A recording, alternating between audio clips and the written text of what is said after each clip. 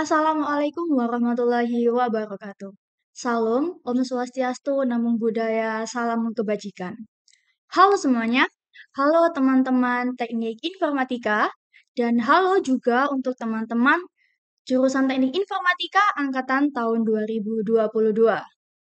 Oke, kembali lagi di serangkaian acara Amelio. Oke, di sini saya tidak sendiri, saya bersama dengan Mas Nanda. Halo Mas Nanda. Halo Dinda, Oke, nah Mas Nanda di sini selaku Wakil Ketua Himpunan Jurusan Teknik Informatika. Betul nggak Mas Nanda? iya benar sekali. Betul sekali. Oke, jadi Mas Nanda, kita di sini bakal membahas, mengobrol, berbincang-bincang mengenai program studi yang ada di jurusan Teknik Informatika, Mas Nanda. Ya, baik.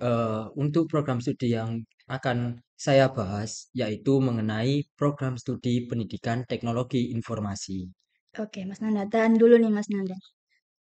Mas Nanda sendiri kalau boleh tahu nih, Mas Nanda dari prodi apa, Mas? Kalau saya sendiri dari Prodi Pendidikan Teknologi Informasi dan saat ini saya sedang menempuh di semester 5.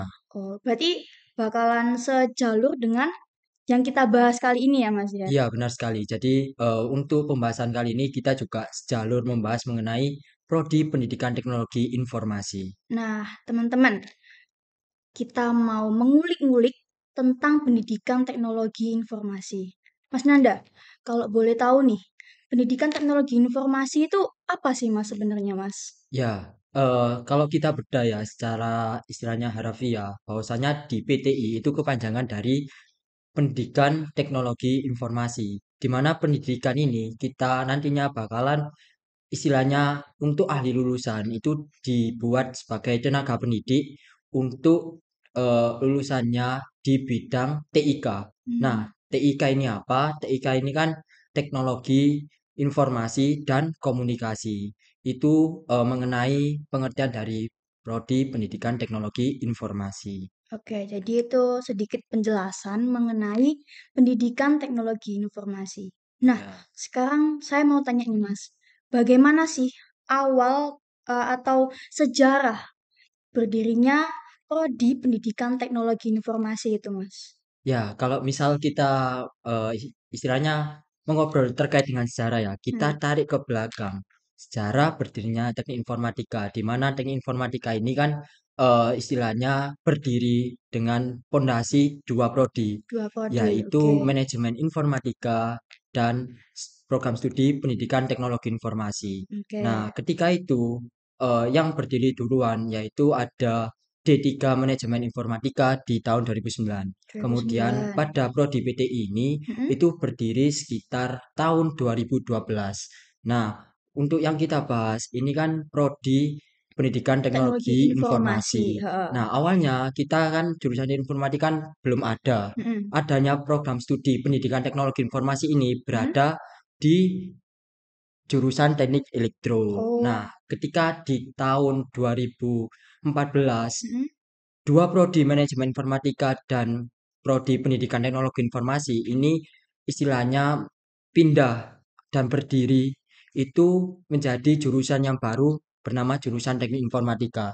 Dan saat itu juga ketika berdirinya program studi pendidikan teknologi informasi ini tidak jauh dari istilahnya apa ya kebutuhan masyarakat. Hmm. Karena kan kita tahu bahwasannya mendukung pencapaian jumlah guru TIK yang mengajar di SMK sesuai dengan Renstra Hmm. Diknas tahun 2005 sampai 2009 Hmm. itu menuju pembangunan pendidikan nasional dalam jangka panjang 2025. Hmm. Nah, oleh sebab itulah target rasio jumlah SMA dan SMK tahun 2009 sebesar 60 banding 40. Nah, tahun 2015 ini kan sebesar 50 banding 50. Oleh Ya, karena itu, dari program studi Pendidikan Teknologi Informasi ini itu didirikan pada tahun 2012 dan ketika di jurusan Teknik Informatika itu diresmikan pada tahun 2015 seperti itu. jadi intinya PTI ini Mas ya, Iya, awalnya tuh dari jurusan? Teknik Elek elektro. Teknik Elektro. Lalu bergabung dengan MI mendirikan sendiri sebuah jurusan Teknik Informatika. Seperti itu berarti Iya, Mas ya? seperti itu. Oke. Kalau kita ngomong lebih dalam lagi nih Mas, Iya. mengenai pendidikan teknologi informasi. Apa aja sih yang dipelajari di prodi ini Mas? Untuk pelajaran-pelajaran atau mata kuliah yang dipelajari, kita akan mempelajari banyak mata kuliah. Hmm, Karena apa? Karena kita juga tidak hanya mempelajari mengenai informatikanya, akan mm-mm, tetapi kita juga mempelajari mengenai pendidikannya. pendidikan. Sebagai contoh, ketika pada program studi pendidikan teknologi informasi ini, ada yang namanya mata kuliah dasar pendidikan. Dasar pendidikan. Kemudian ada yang namanya mata kuliah bahan ajar.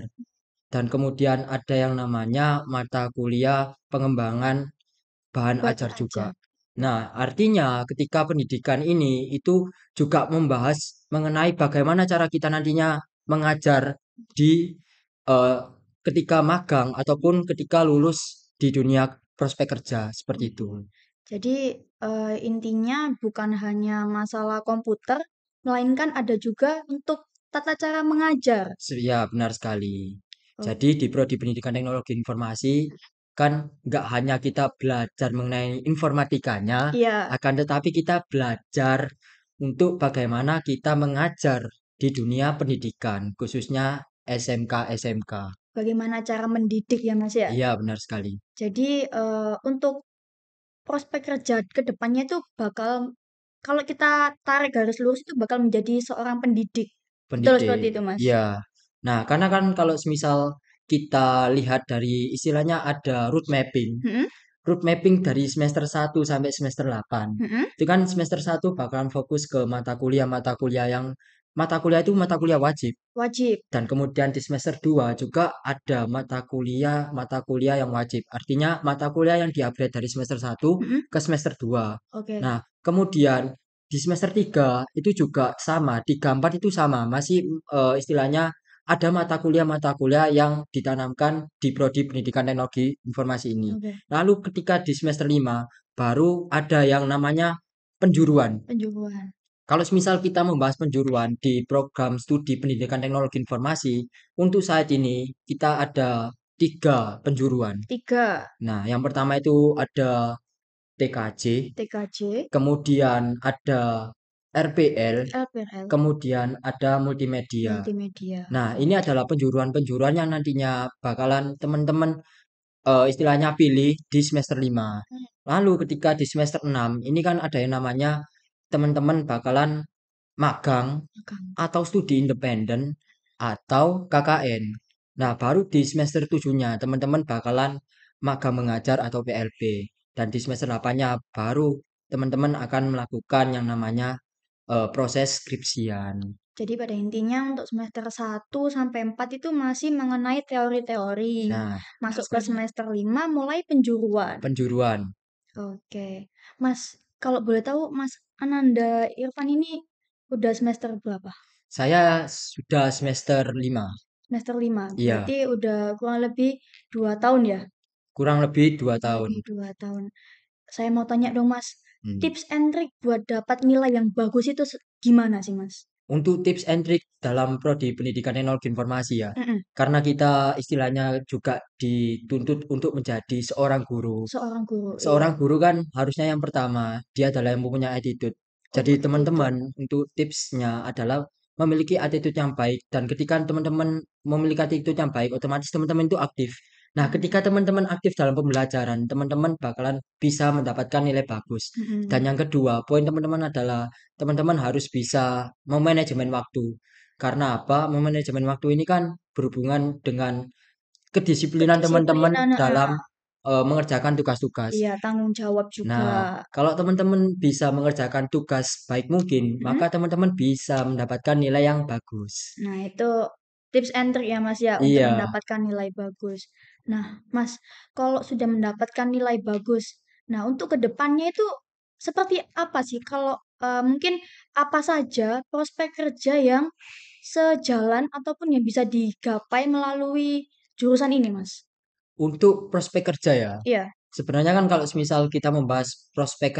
prospek kerja yang pertama kita akan menjadi seorang pendidik. Pendidik pastinya. Pastinya. Heeh. Itu, istilahnya pendidik yang seperti apa, kita akan menjadi seorang guru yang akan mengajar di jangkauan TIK, guru TIK. Oh, Guru TIK ini kan banyak kan, kalau iya, semisal kita di SD juga ada yang namanya komputer. istilahnya mata pelajaran TIK juga. Iya, ada. Kemudian kalau semisal di SMK ada yang bisa pembelajaran, penjuruan Mhm, multimedia, ada, heeh. RPL, TKJ, Iya. kemudian tidak menutup kemungkinan kalau teman-teman, memilih penjuruan multimedia bisa masuk ke SMK Mhm. DKV.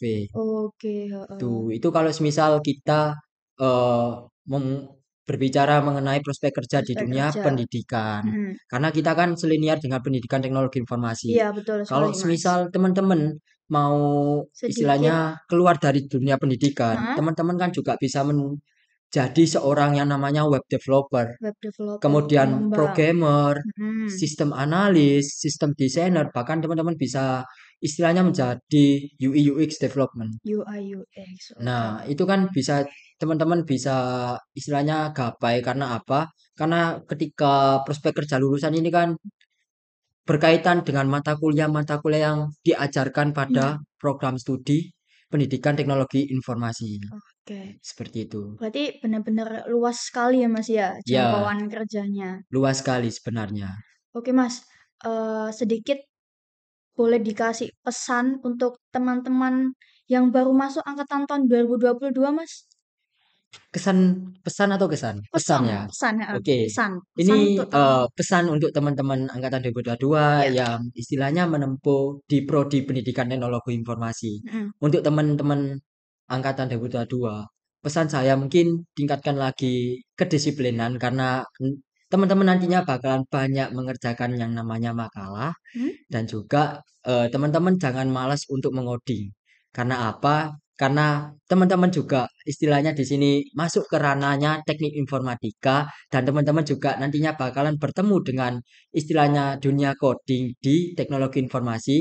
Jadi teman-teman tingkatkan belajarnya dan jangan menyerah dalam dunia perkodingan maupun jangan menyerah dalam, mengatasi untuk kemalasan, seperti itu. saya juga mau nambahin buat teman-teman 2022, jangan malas, tetap rajin belajar, kalau ingin apa-apa itu harus diwujudkan, harus memiliki target. Seperti itu Mas Nanda ya? Ya, benar sekali. Oke Mas Nanda, mungkin cukup sekian perbincangan kita untuk membahas program studi.